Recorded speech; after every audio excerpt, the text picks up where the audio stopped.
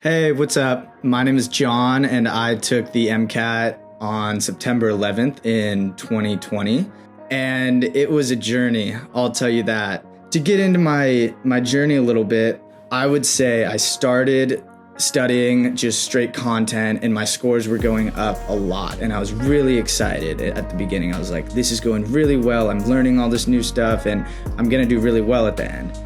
And I was a first-time test taker, and I studied with the Exam Cracker textbooks, which I loved. I would really recommend using them. They pretty much, I thought, provided the necessary information with the least amount of content. I've heard that some of the other books are a little bit too extensive and include stuff that you don't really need to know, and it just confuses you. So I really like the Exam Cracker textbooks if that's what you want.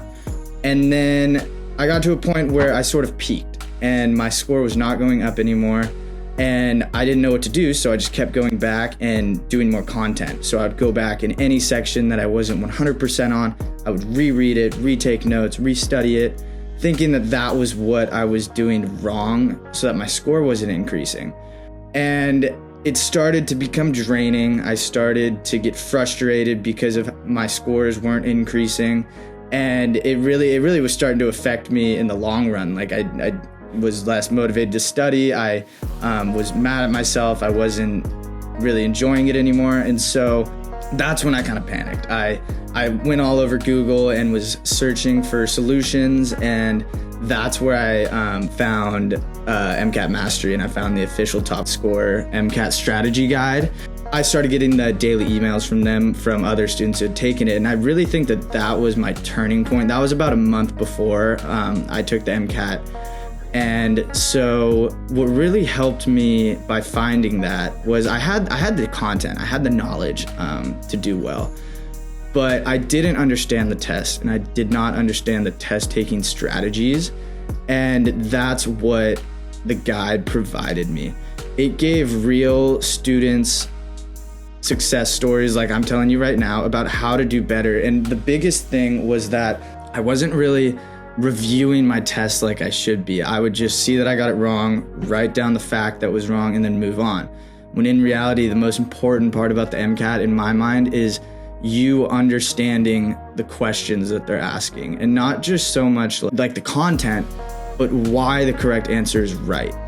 The guide really showed me how to review the test, how to look over it carefully, how to really spend time finding what's wrong and why it's wrong, and just much better at understanding the test. And I really think that that's then where at the end I saw my score boost back up to a 510, which I was very excited about. And there were definitely a lot of struggles throughout it. I would definitely say cars was my hardest section, and my big tip for cars is that you are studying it from the very first day that you start it.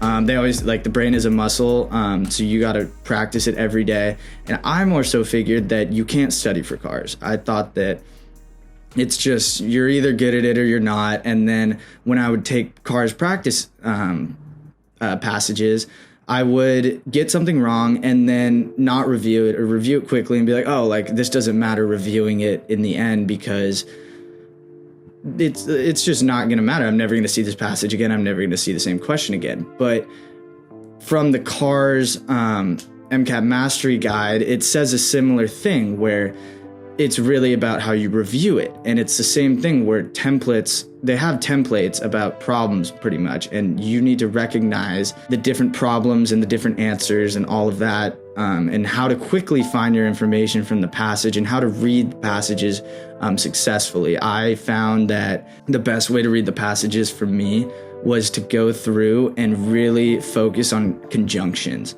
So if it would say but, or even just sentence starters like of course or anything like that, I would highlight it, and those were always the key. And then you could go back through and literally see all the main ideas without all the extra nonsense that they're including, and you can see the different point of views that they're providing.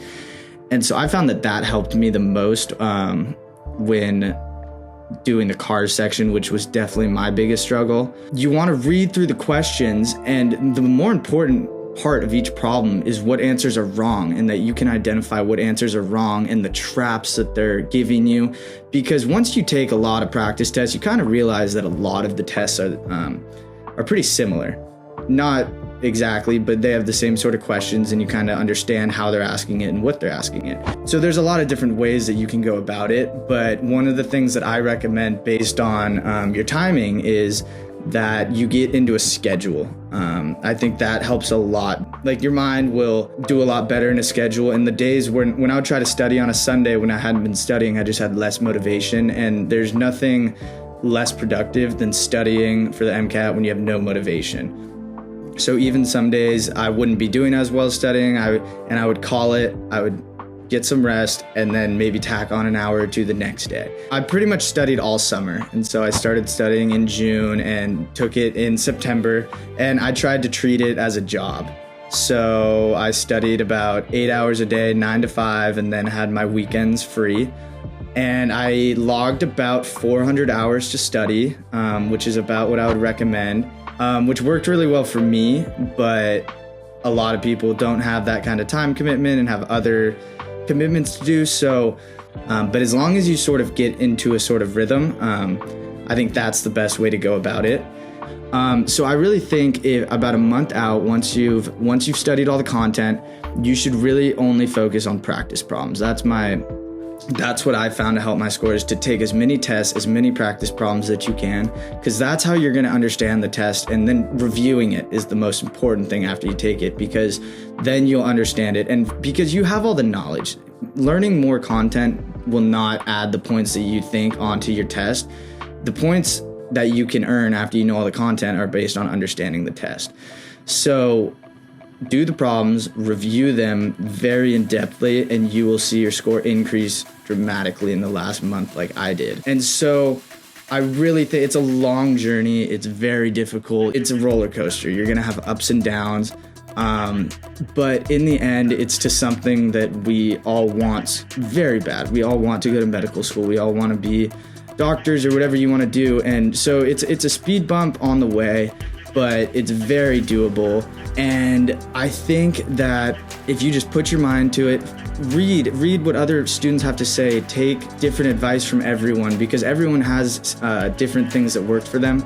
But I think in general, there would be a very common agreement that one of the biggest things is to understand the test more so than to just only study content, because anybody can study content all day long and get a good score on a test like that. But that's why the MCAT isn't like that. They're trying to filter out the people who are only who can just study facts.